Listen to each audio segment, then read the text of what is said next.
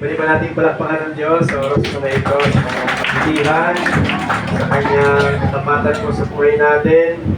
Salamat po sa Panginoon dahil we are here po, malakas, masigla, at pinagpala ng Panginoon sa ating pagsisimula ng ating taon. Kaya papuri po sa Panginoon. Maraming salamat po sa Diyos. And this morning po, we will have po a brand new na series po as we begin the year. And mahalaga po sa buhay natin, no? Papasalamat tayo sa Diyos kasi ang Diyos ay Diyos ng lahat ng panahon, no? Sa lahat ng panahon siya ay Diyos. Ibig sabihin, sa lahat ng salinlahi, sa bawat taon, ay kasama natin ang Panginoon. At the same time po, ang Diyos po ay Diyos ng mga bagong bagay, no?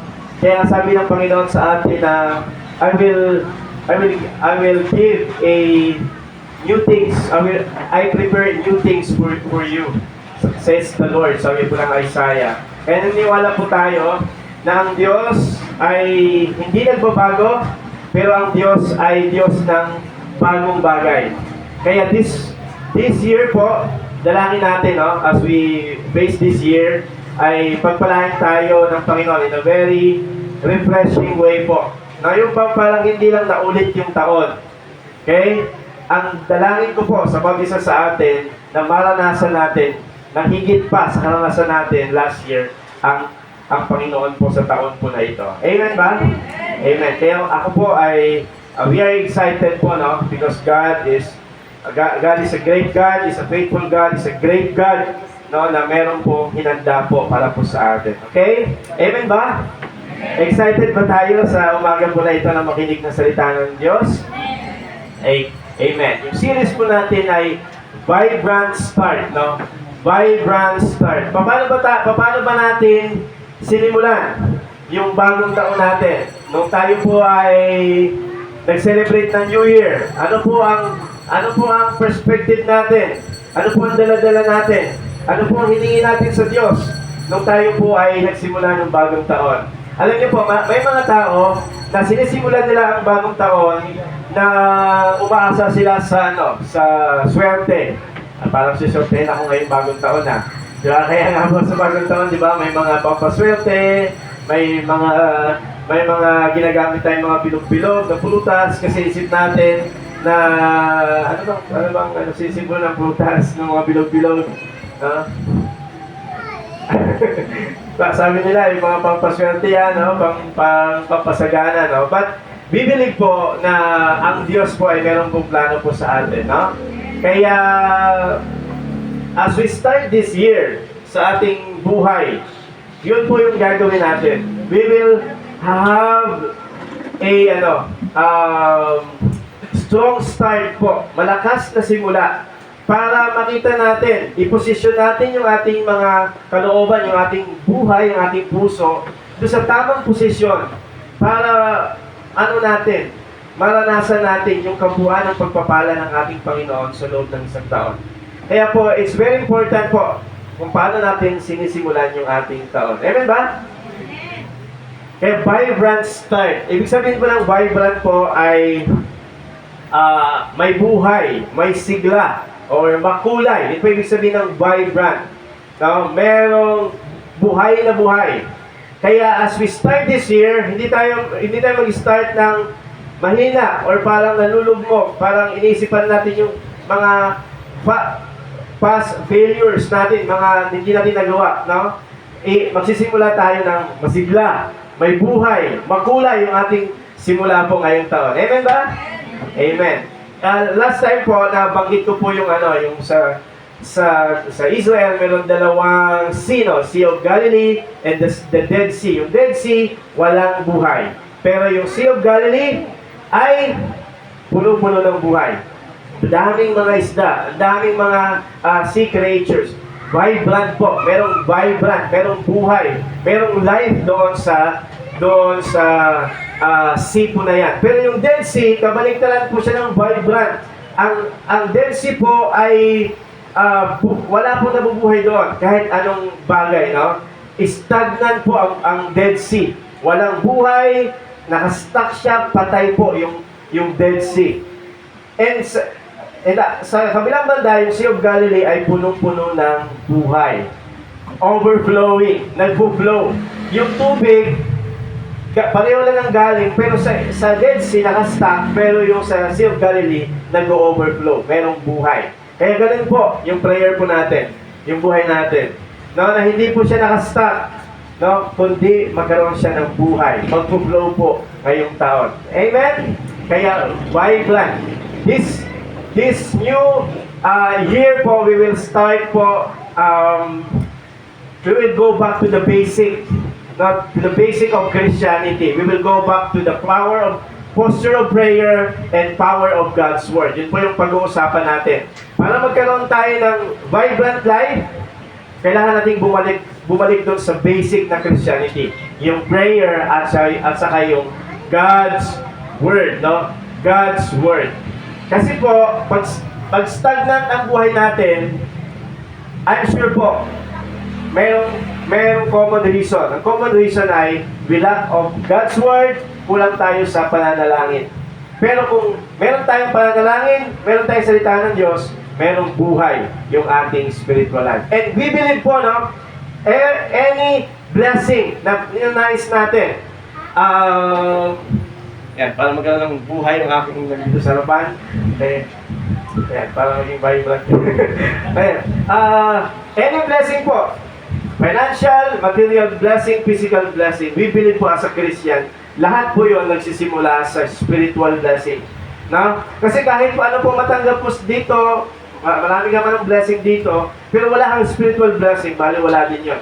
Kasi spiritual blessing, yun po ang magbibigay ng buhay, ng tamang perspektibo sa lahat po ng pagpapala na bibigay sa atin ng Panginoon. Kaya po, 2 Sundays about prayer, tapos 2 Sundays about God's Word. Okay? Palalakasin natin yung ating mga spiritual life para magkaroon tayo ng vibrant start. Amen? Amen, basketball. Tayo po lahat sa dilegyo mo kamadalangin. Aming Diyos, salamat po sa panibagong taon na pinagkaloob niyo po sa amin. Lord, salamat po sa nakaraang taon. Marami kaming natutunan, marami kayong tinuro. At Lord, kung meron mga bagay, Lord, na kailangan namin iwan, Lord, at kalimutan, Panginoon, dahil hindi po ay makakabuti sa amin, Lord, iniiwan po namin ito. Pinagkakatiwala namin ito sa inyo. Salamat, Lord, because you are the God of new things and new beginning, O God. And Lord, as we start this year, meron kaming pagkakataon na magsimula, Lord, na naka-align ang ating puso at isipan ng aming spirito sa inyo. And help us, Lord. Bless this message para po makatulong sa amin as we begin our year, O God. Salamat po. May the meditation of my heart and the word of my mouth, O God, be pleasing to you. In Jesus' name. Amen. Palakpakan po natin si Lord. Okay po. Ayan. Kaya ang topic natin ngayon is posture of prayer. Part 1 po ngayon. Pray. Ano yung pray with faith. Ano ba yung posture? Ang posture po, ibig sabihin niya ay postura o posisyon. Posisyon ng pananalangin. So, sa madaling salita. Pero, ang posture na binabanggit natin dito is the attitude of the heart. Yung posisyon ng ating puso. Kasi sa pananalangin, ay hindi importante kung nakatayo ka, nakaupo ka, nakaluhod, nakadama ka. Ang importante po ay yung postura ng ating puso. Yung attitude ng ating kalooban. No? May mga tao na external po yun. Yung sa mga panlabas na yun, na pagtingin lang po yun. Di ba parang, ay, mas nakaluhod, mas spiritual. No? No? Nakatingin palagi ang Diyos. Wala namang problema kung anong posisyon natin. No? Ang Diyos po ay palagi nakatingin po sa ating kalooban po. Kaya we will deal po some posture of prayer po this Sunday, dalawang Sunday, and even po sa ating prayer meeting po every Saturday. Kaya importante yung kondisyon ng ating puso. No? Amen? Now, bago muna tayo sa posture, tingnan muna natin, balikan muna natin yung purpose ng prayer. Ano ba yung purpose ng prayer? Ano ba yung layunin ng prayer? Bakit ba tayo nagpe-pray? Bakit ba tayo lumalapit sa Diyos? Nilagay ko po dyan na the purpose of prayer is to find delight in God. The purpose of prayer is to find delight in God. Prayer is not a duty, it is a delight.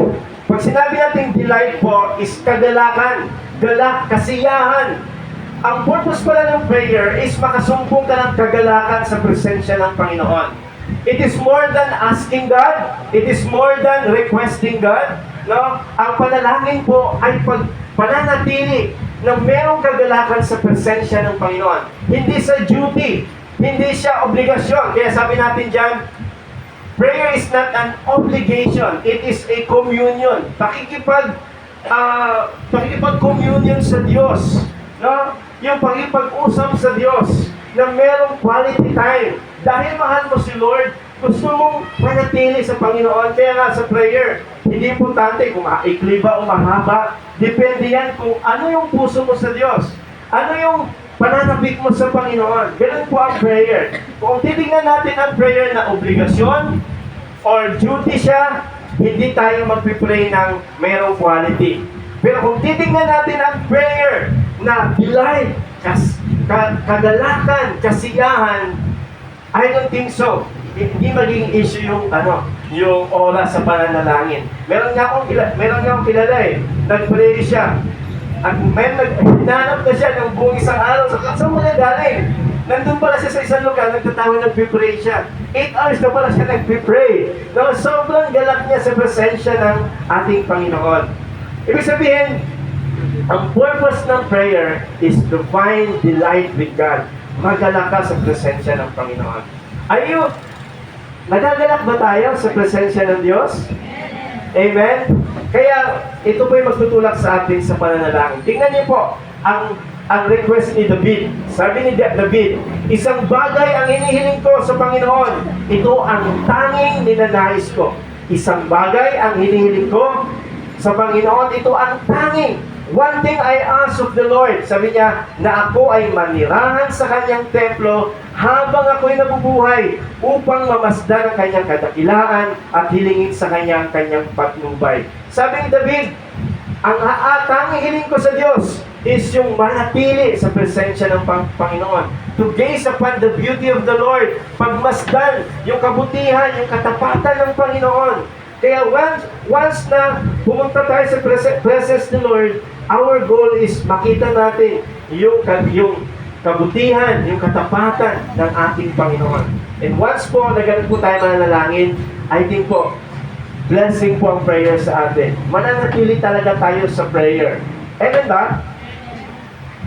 Alam niyo po ang context nito, awit 27, verse 20, awit 27, ang context po nito is hinahabol si David. No, hinahabol siya ng mga kaaway niya. Pero si David, ang unang ni-request niya sa Diyos ay hindi yung, Lord, matalo ko yung kaaway ko. Lord, iligtas niyo po ako. Ang unang request niya, Lord, one thing I ask is to be in your presence. Why? Because we can find joy, guidance of God, no, satisfaction in life pag tayo po ay nasa presensya ng Panginoon. Kaya yun po yung purpose ng prayer. It is more than asking, it is more than requesting God. Amen? Kaya every time na babangon tayo sa umaga o sa gabi, mananalangin tayo, we find delight in the Lord. We find delight in the Lord. Nakakasumpong tayo ng kagalakan sa Panginoon. Kaya posture of prayer. Now, anong unang posture natin? Is yung manalangin tayo na merong pananampalataya. Pray with faith. Importante po na pag tayo nanalangin, meron tayo pananampalataya. Okay. Balik tayo sa binasa natin kanina sa Matthew 8 verse 5. Sabi ng Bible, pagpasok niya sa Capernaum, yung Capernaum po, diyan po nakatira si Jesus sa Galilea, Capernaum. Yan po yung kanilang headquarters. And then sabi diyan, ay lumapit sa kanyang isang centurion na nakikiusap sa kanya. Ang centurion po ay isang sundalo, kapitan, na namumuno ng 100 na sundalo. Kaya po centurion. Or sa ibang salin po is, sa English po is centurion, century. Pag sinabing century ba, 100. Yan po ibig sabihin ng centurion. Now, paano ba tayo, mananalangin ng mayroong pananampalataya? Tingnan natin kung paano siya nanalangin ng mayroong pananampalataya. Number 1 po, ang unang ginawa niya, he came to the right person. Ano ba ibig sabihin ng praying in faith. Pray with faith. Ano ibig sabihin nun? Is, makikita natin ito sa kwento, he came to the right person. Lumapit siya sa tamang tao.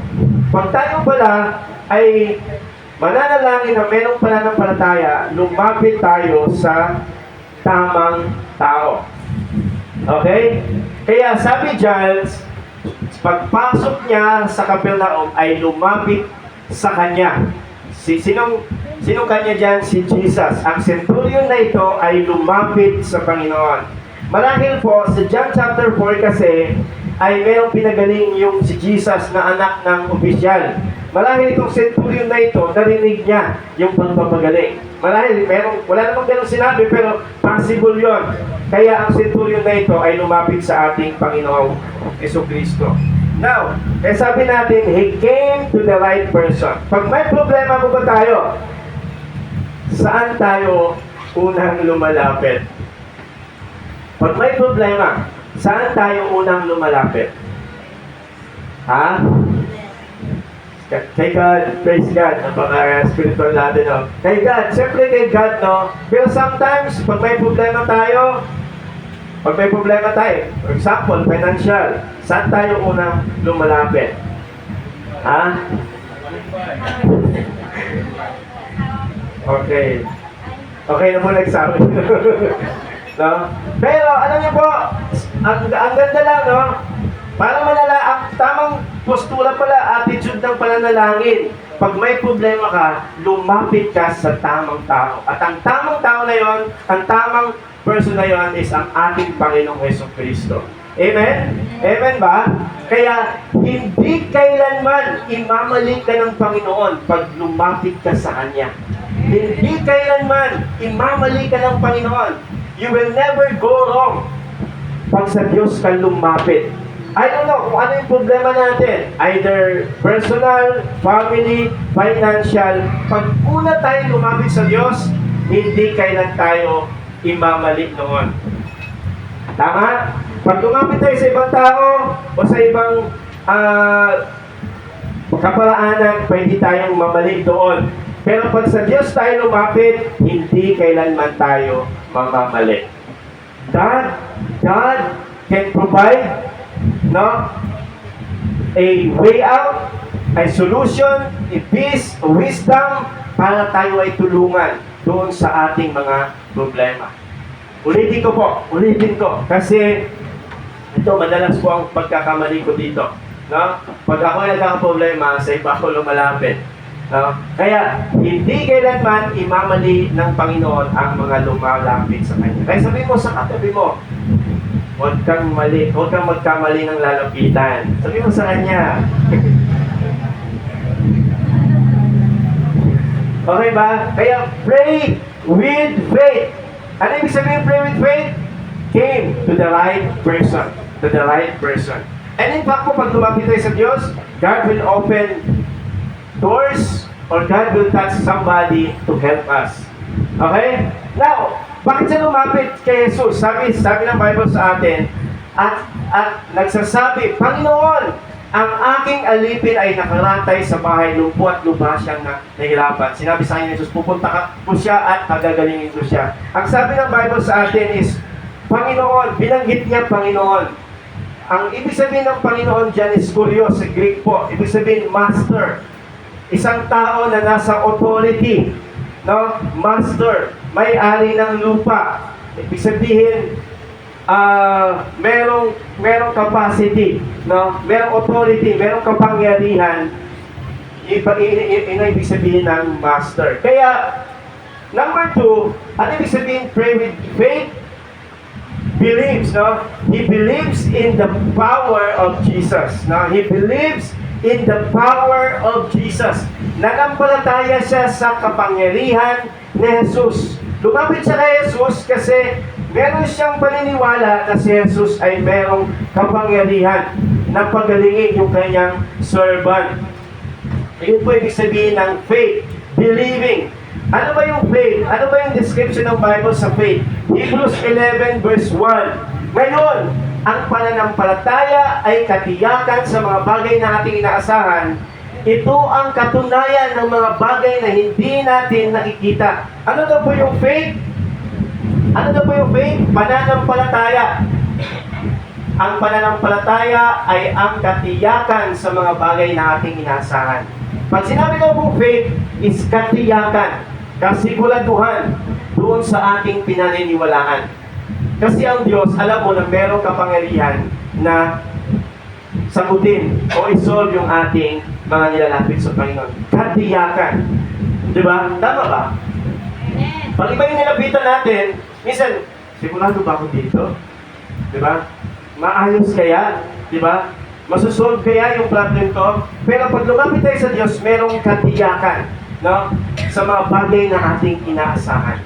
Why? Because God is powerful. Ito ang katunayan ng mga bagay na hindi natin nakikita. Ang ganda lang po ng salitang katunayan. Sa English kasi po, ang katunayan dyan is evidence. Evidence. Pag sinabi ng evidence po, ibig sabihin, merong track record si Lord na ginawa, kaya mayroon siyang able siya na gawin yung isang bagay na hindi natin nakikita. Ibig sabihin, ngayon 2025 po. Di ba ngayon 2025? Sino dito ang nakarating na ng 2025 last year? Wala pa, di ba? Ngayon pa lang natin to, mararating. Hindi tayo tiyak. Tama ba? Sa mangyayari sa atin this year, hindi natin alam. Pero, as we begin this year, no, meron tayong posture of the heart na naniniwala tayo na si Lord meron ng track record in the past kung paano niya pinatunayan yung kanyang kapangyarihan at kabutihan. Amen? Meron ng evidence, may katiyakan, merong track record si Lord. Meron ng nakalista doon. Okay? Kaya, basahin po natin. Believing in God's power is to put your whole trust in the power of God without doubting. Believing in God's power is to put your whole trust in the power of God without doubting. Bakit po? Kasi ang sakit po natin, pag nilagay natin yung, okay, lapit ako kay Lord. Mag-pray ako. Pero maya-maya, parang tagal ni Lord O parang minuto pa lang o segundo pa lang, gumagawa na tayo ng sarili nating kaparaanan. Tama ba? Kaya yung pananampalataya sa Diyos ay paglalagay ng buong nating pagtitiwala sa Panginoon. Wala daw pong pagdududa. Tingnan niyo po, sabi ng Santiago 1:6-8. No? Ngunit, kapag siya ay humingi siyang may pananampalataya at walang pag-aalinlangan, sapagkat ang taong nag-aalinlangan ay katulad ng isang alon sa dagat na tinatangay at pinapadaan sa hangin. Ang taong nag-aalinlangan ay hindi dapat mag-isip na siya ay tatanggap ng anuman mula sa Panginoon. No? Ang taong nagdadalawang isip ay hindi matatag sa lahat ng kanyang mga lakad. Ibig sabihin, in other words, pag lumapit tayo sa Diyos, pag meron tayo nilapit sa Panginoon, buong puso natin yung paniwalaan. Ibig sabihin ng buong puso, hakbangan natin kung ano yung nakuha nating guidance sa Panginoon. Amen? Amen ba? Amen. Now, paano pag Pastor, ano ibig sabihin ng walang doubt? Di ba, tayo naman, palagi tayo nagda-doubt.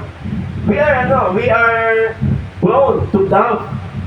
Di ba? Pero every time po nagda-doubt tayo, lapit ulit tayo sa Diyos.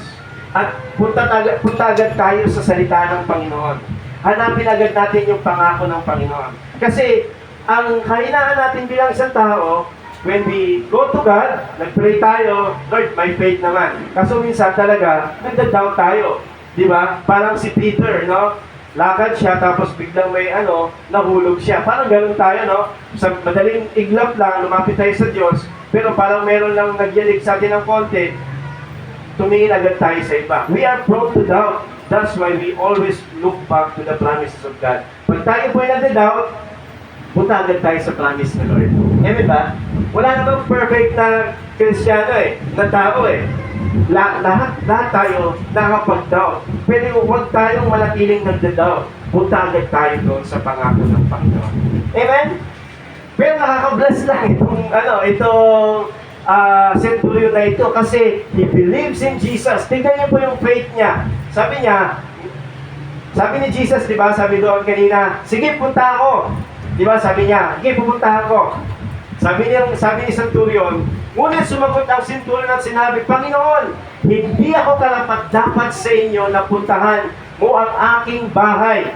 Ngunit sabihin mo lamang ang salita at gagaling ng aking alipin. Ano ibig sabihin? Sabi niya, Lord, hindi ako karapat-dapat na puntahan mo ako. Ano ba ito? Nagpapabebe ba itong ano na ito? Centurion na ito? Parang, pupuntahan ka na nga, ayaw mo pa? Di ba? Parang, sa ganun, kung ako, habang binabasa ko to, parang isang, nagpapabebe ba to?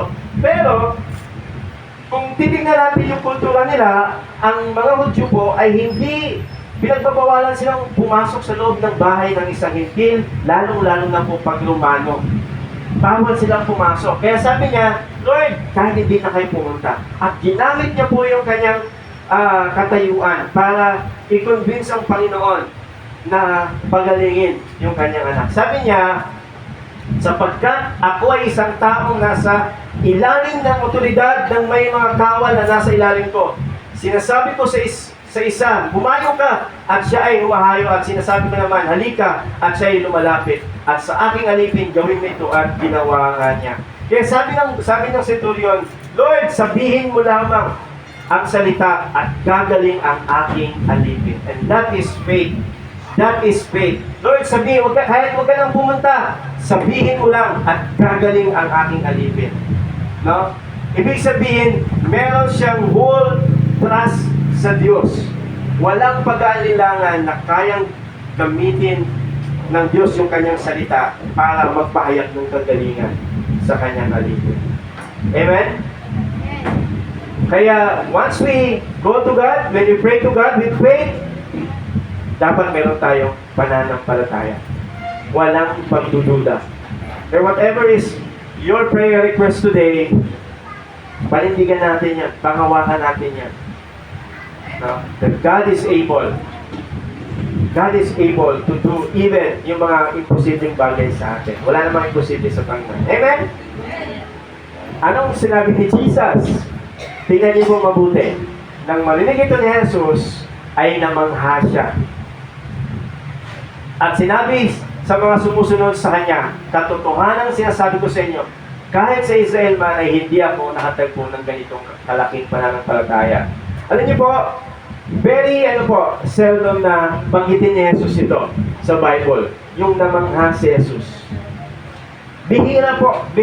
Siguro, wala pang 5 beses. Merong isang beses din namangha si Jesus doon sa mga taga-kabaryo niya. Sabi niya, nakakamangha naman itong mga kabaryo na to kasi wala silang faith. Wala silang faith. Kaya sabi ni Jesus, walang miracle ang mararanasan ng mga kabaryo niya sa Nazareth. No? Pero ito namangha siya dahil sa pananampalataya ng tao ito, ng centurion na ito. Yung pagkamangha ni Jesus dito, hindi yung parang nagulat siya, na-surprise siya. Kasi si Lord, all-knowing naman eh. Alam niya lahat ng bagay, alam niya pupunta. Pero yung pagkamangha dito is a expression of appreciation. Yung bang natuwa si Jesus. Alam niyo po sa The Chosen, merong eksena na ganito eh. Grabe yung pagpapakita ni Jesus ng appreciation pagkamangha sa tao. No? Ibig sabihin si Lord, natutuwa siya pag binibigay natin yung buo nating pananampalataya sa Kanya. Natutuwa ang Panginoon.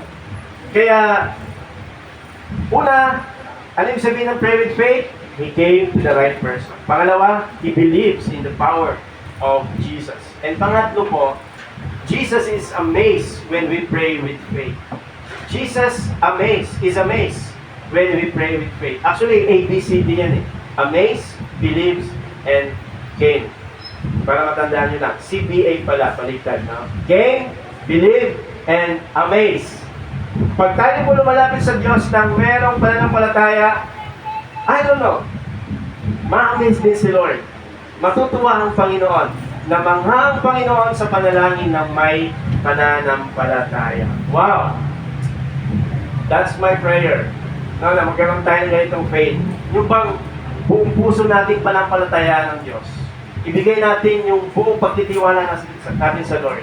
And when God is amazed, God will answer. When God is amazed, God will answer. Sabi ng Bible, no, verse 13, sinabi ni Jesus sa centurion, "Humayo ka na, mangyayari para sa inyo ayon sa iyong pananampalataya at gumaling nga ang alipin ng oras ding iyon." Mga kapatid, ang galing lang, no? Actually, habang binabasa ko to, sabi ng Bible, Jesus is amazed. Pero ako po ay na-amaze sa ating Panginoong Kristo. Nakakamangha po ang Panginoon. Kasi po, kahit sino po pwede lumapit sa Diyos. Kahit isang hentil, makasalanan, malayo sa Diyos. Pero kung lalapit ka ng buong puso sa Panginoon, God will answer your prayer. That is our God. And that is amazing sa akin, para sa akin. No? Na sometimes na pag tayo Christian, parang bang yung prayer is parang bang routine, parang bang, minsan parang ano na lang sa atin, parang common activity, common words na lang yung prayer sa atin. Pag nagpipray tayo, minsan parang common na lang, parang bang hanggang bubong na lang, o parang paulit-ulit na lang. Kaya minsan maganda mag-pray yung mga malalayo sa Diyos yung walang ibang inaasahan. Dahil, Lord, wala nang ibang inaasahan, tumawag na ako kahit kanino. Siguro, maybe ganun yung katayuan ng centurion na ito. Kasi pag lumano ka, marami kang Diyos. Marami na siyang pinuntahan. Pero wala yun. Pero nung sa Diyos siya lumapit, buong puso, wala na ibang option kundi ang Lord lang. Buong puso talaga. Na-amaze si Lord and God answered his prayer. Minsan maganda yun Minsan maganda yun sa buhay natin. Yung manalangin ka na wala ka ng ibang inaasahan.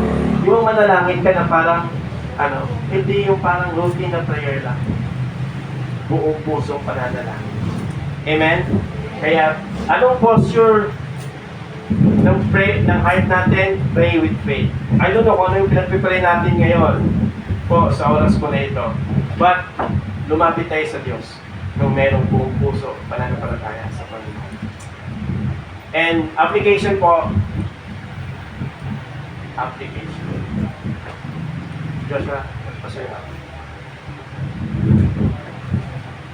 Lastly po, application, number 1 is, pag may problema, si Jesus ang una mong lapitan. Yun po yung application natin. Pag may problema ka, kanino ka na lalapit? Hey God, tumambay ka muna kay Lord Pag muna Hey God, hindi ka kay Lord. Tapos nakit ka kay Lord, anong gagawin ko? Kasi minsan diba, Lord, ito problema ko. And then, punta ka na agad sa iba. Ibig sabihin ng una, prioridad mo si Lord. Siya yung una mong iniisip na makakasolve ng problem mo. Kaya number 2 po. Number 2 po ay pag lumapit kay Jesus, manampalataya ng totoo at buo. Ibig sabihin ng totoo, sundin yung kanyang kaparaanan. Tama? For example, may problema tayo sa finances. And we want to settle that. Di ba? Ano kaparaanan ni Lord? I-solve natin yung problema natin. Tama? Tama ba? Huwag natin iwasan or Lord, sana mawala na siya or di ba? Hindi yung kaparaanan ni Lord. Ang kaparaanan ng Panginoon is lapit tayo sa Diyos ng buong puso. Talagang umiling tayo sa Diyos. And Lord, kung ano yung kaparaanan mo, yung gagawin ko. Yun yung susundin ko, Lord. Makakalugod sa inyo, Panginoon. And I believe, Lord, hindi man ako sapat. Your grace is enough to solve my problem. That is our God. Amen? And then, patuloy na lumago sa salita ni Lord. Salita niya. Faith comes from hearing the Word of God. Paano pag wala tayong faith? Punta ka sa salita ng Lord. Diba? Kasi faith comes from hearing the Word of God. If you lack of faith, kulang naman talaga tayo sa faith Ito yung magpapatibay, magpapalakas ng faith natin. Hanap tayo sa salita ng Panginoon. Lapit tayo sa Lord. At yun po ang magpapalakas sa atin, magpapatibay sa atin, magbibigay sa atin ng gabay as we face this year. Kaya, church, anong posture? Pray with faith. Came to the right person. Believe in the Lord Jesus, in the power of God. And Jesus will be amazed sa ating faith. Whatever your situation today, pray with faith. Pray with faith.